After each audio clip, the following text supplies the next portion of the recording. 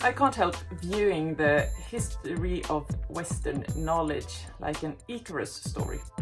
You know, the myth about the young Greek god who creates wings for himself, and then he can't resist flying higher and higher, flying finally too close to the sun, so his wing starts melting and he's forced to go down. I find that myth just pinpoints the Western journey from God to man, to climate disaster, and a heated planet, feverish planet, forcing humanity to descend.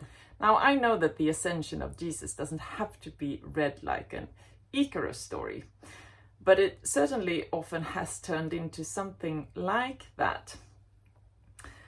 It has legitimated misuse of the earth, precisely because the most holy, the most true is always somewhere else, somewhere high up, above and beyond this life, this earth, these ecosystems.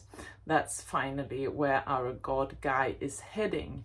And this is why I've been exploring this Easter in reverse theme this year.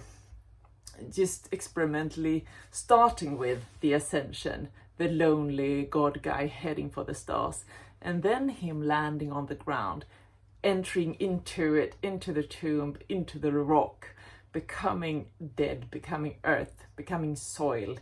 As you know, all soil is something that once lived.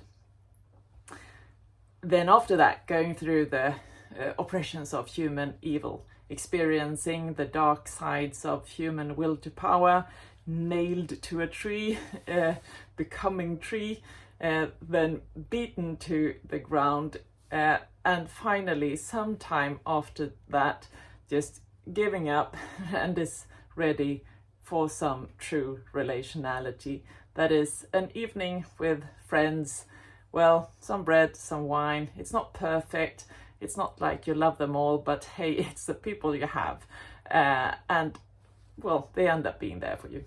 So suggested readings for your Easter in reverse celebration this year is, of course, the Gospel of Mark. And why don't you supplement that with Kuhlin's article on the death of Jesus? That happening, Kuhlin writes, the death of Jesus, cannot be bogged down with a singular, simple definition. As an event, Jesus' death in Mark escapes fixation and remains an open, ongoing happening, hovering and lingering with the Markan audience, even after reading. Mark is paradoxical, he writes, unwilling to deliver any promised closure. Mark's portrayal of the death of Christ as a singular event invites embodiment of Jesus' enigmatic death in the lives of the Gospel's audience, which is, of course, us.